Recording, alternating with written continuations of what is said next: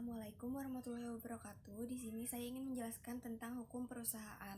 Pengertian perusahaan.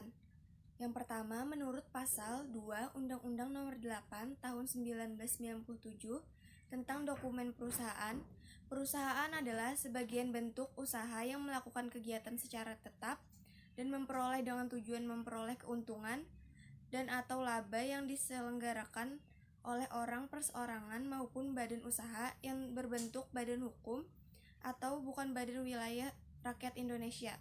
Yang kedua, secara umum, perusahaan adalah organisasi yang didirikan oleh seseorang atau sekelompok orang atau badan lain yang kegiatannya melakukan produksi dan distribusi guna memenuhi kebutuhan ekonomis manusia.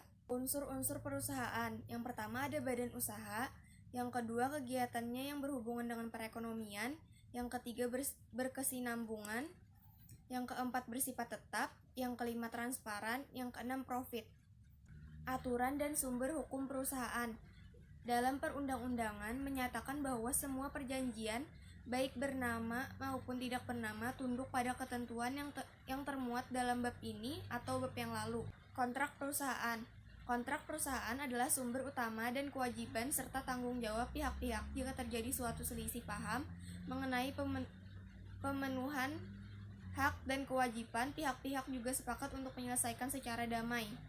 Jurisprudensi. Jurisprudensi merupakan salah satu sumber hukum perusahaan yang dapat diikuti oleh pihak-pihak apabila terjadi sengketa perihal pemenuhan hak dalam suatu kewajiban tertentu. Kebiasaan. Kebiasaan dapat menjadi salah satu sumber hukum yang dapat diikuti oleh pengusaha. Jenis-jenis perusahaan. Yang pertama ada perseroan terbatas. Jenis perseroan terbatas ada dua, yaitu terbuka dan tertutup.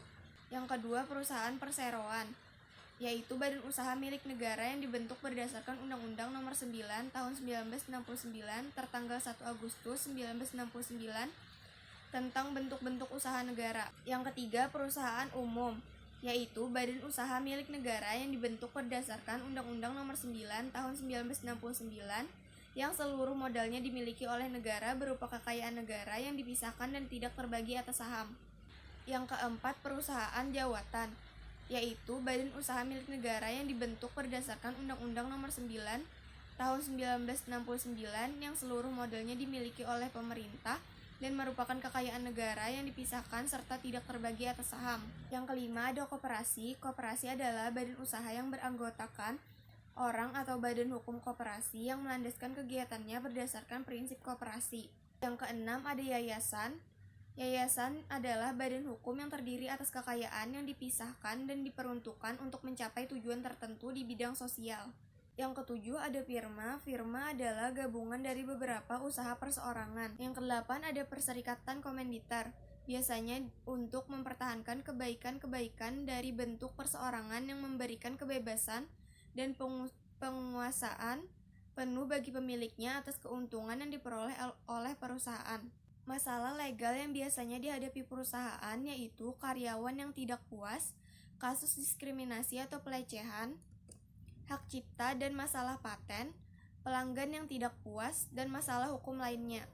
Dari beberapa pembahasan tadi, maka dapat ditarik beberapa kesimpulan, yaitu penyelesaian konflik yang terjadi antara perusahaan dengan pekerja menurut Undang-Undang Nomor 2 Tahun 2004 harus dilakukan secara terus-menerus dalam rangka mengurangi terjadinya konflik. Yang kedua, terjadinya konflik perselisihan hubungan kerja biasanya disebabkan faktor dependen atau perselisihan hak, perselisihan kepentingan, dan perselisihan PHK. Sekian penjelasan dari saya. Wassalamualaikum warahmatullahi wabarakatuh. Terima kasih.